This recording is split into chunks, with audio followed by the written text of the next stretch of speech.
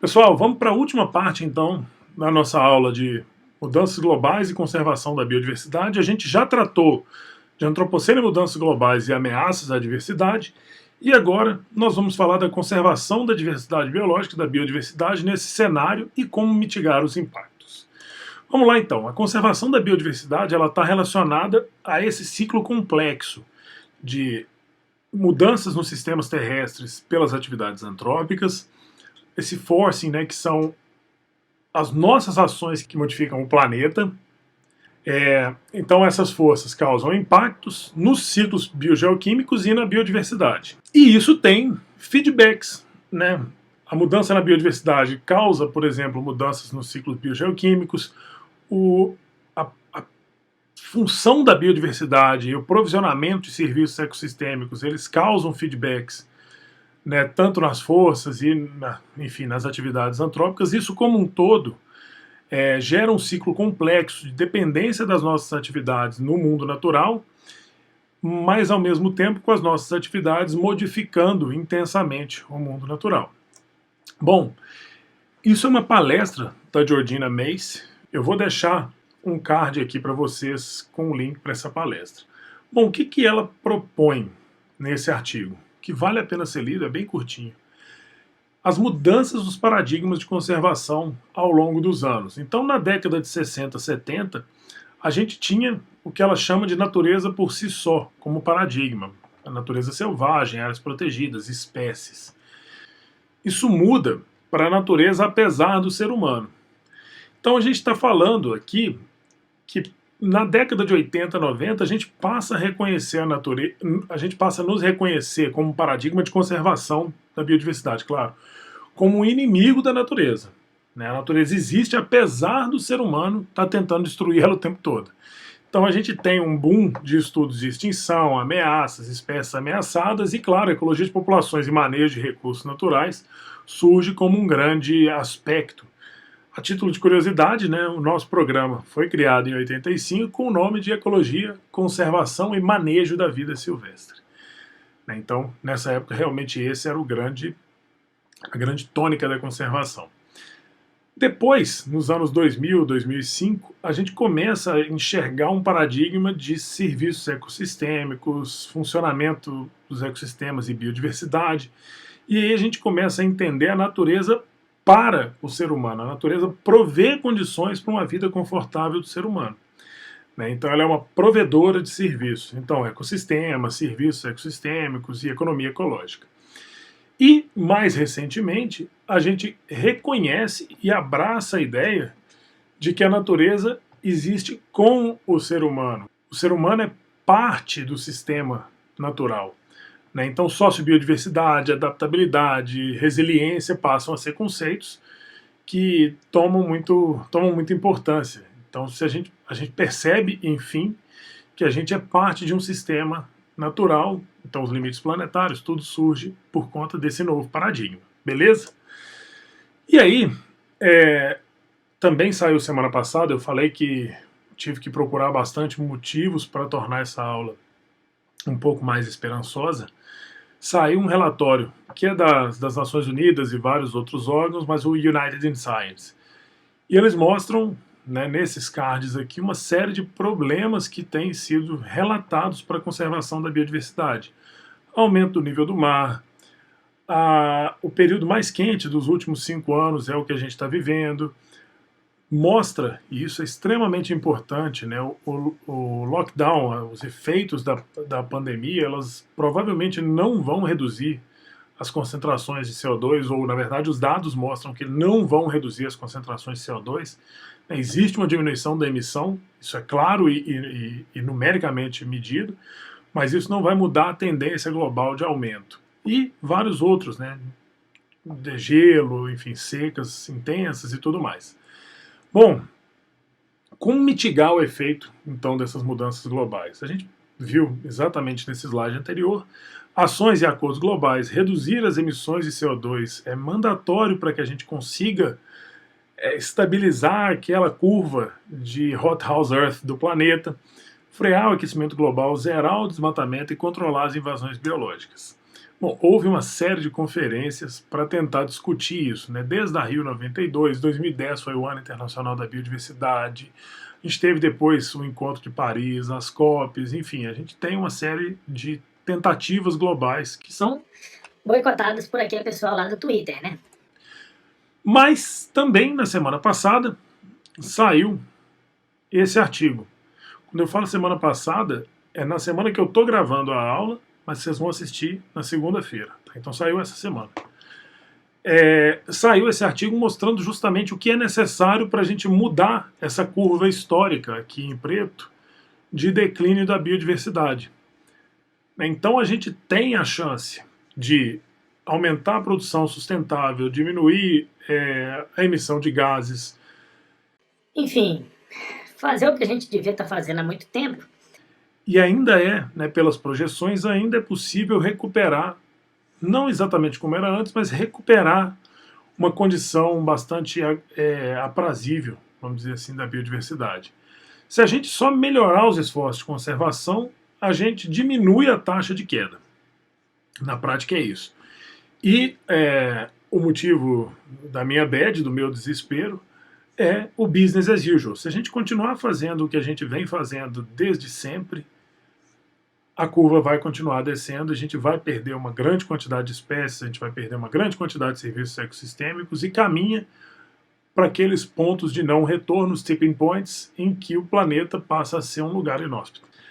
Bom, esses acordos globais são vários. A Convenção da Diversidade Biológica colocou 20 metas globais, né, as metas de Aichi, que elas estabelecem, todas elas em geral, 2020, 2015, por aí, várias metas a serem cumpridas pelas nações para que a gente tenha uma recuperação da biodiversidade.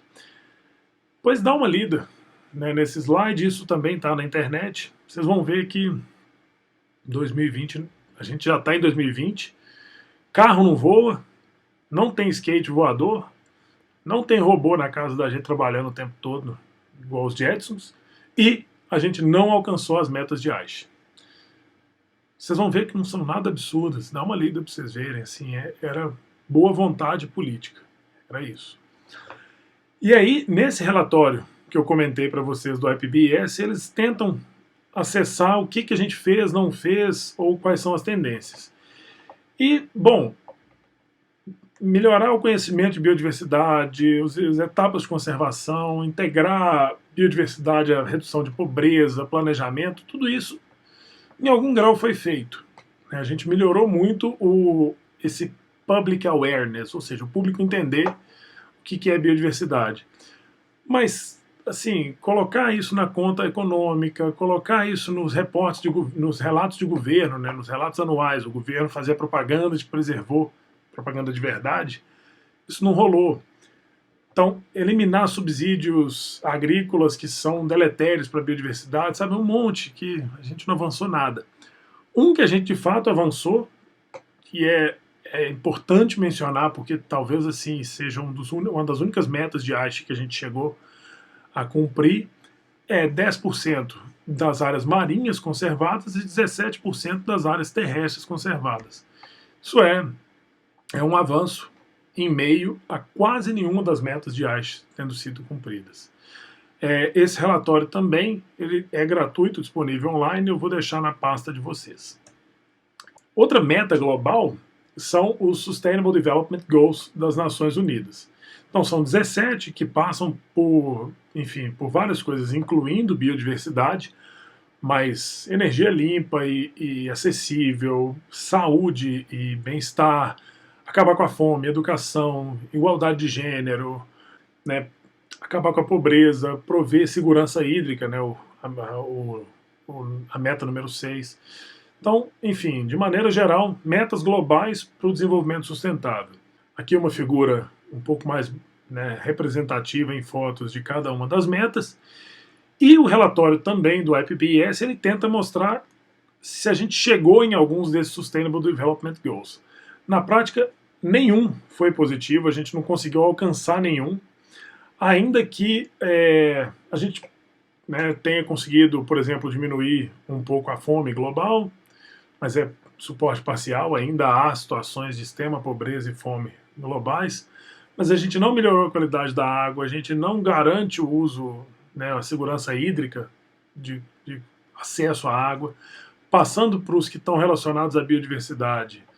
O clima continua sob extrema ameaça, a redução marinha e terrestre das espécies e da vida, né, na terra e na água, né, elas têm sido extremamente ameaçadas. Enfim, os Sustainable Development Goals eles estão longe de ser alcançados, mas são metas realmente bastante corajosas e que a gente deve seguir buscando, com certeza. Ainda há, por exemplo, para vários deles suporte parcial, e isso é importante que a gente tente tomar isso como pontos de otimismo.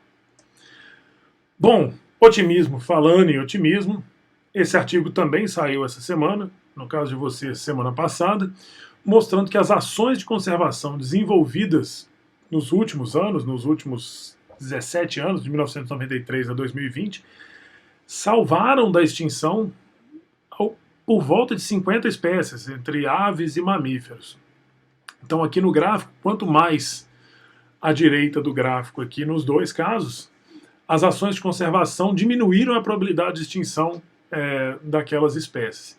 Então são várias espécies de aves e várias espécies de mamíferos que tiveram a sua probabilidade de extinção bastante diminuída ou até eliminada por efeito das atividades de conservação. Ou seja, as atividades de conservação elas têm tido sucesso. Isso é bastante animador, né? Apesar do cenário dos últimos 2, 3 anos, a gente, né, que nos desanima bastante, é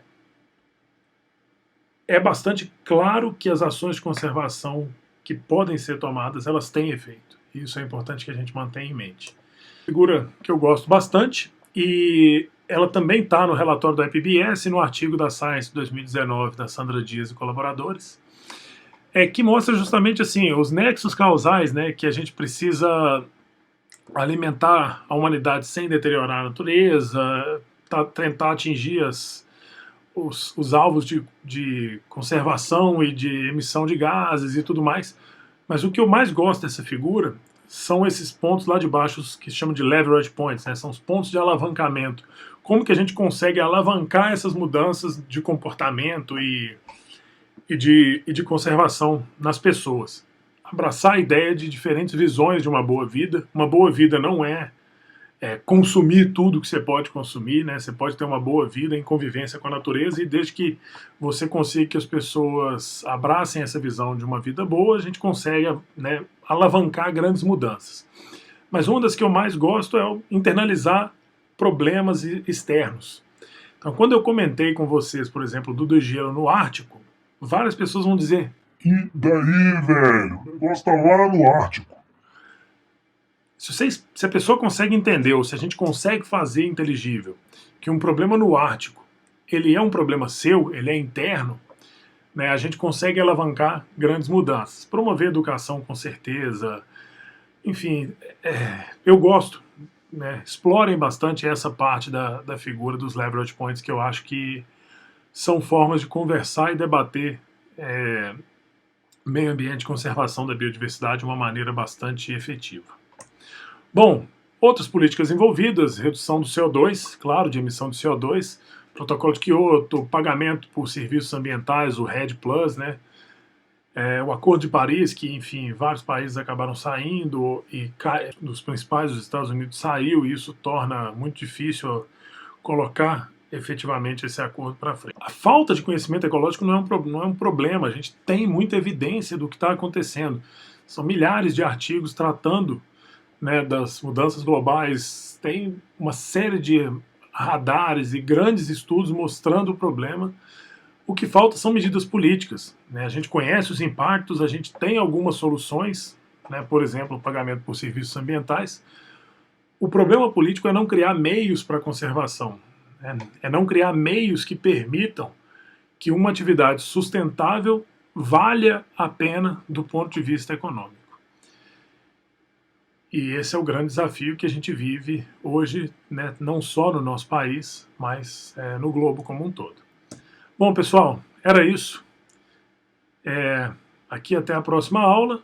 É o final da disciplina, então espero vê-los e vê-las em outras disciplinas aqui do curso, para que a gente possa conversar mais. Espero que vocês tenham gostado da aula, da disciplina, do que a gente propôs nesse período pandêmico e de tanta dificuldade, né, de rotina e de dia a dia. Mas a gente fez o que a gente conseguiu no melhor nível possível, tentando levar conteúdo para vocês. Então, pessoal, obrigado. Até sexta-feira na nossa discussão semanal. Aquele abraço.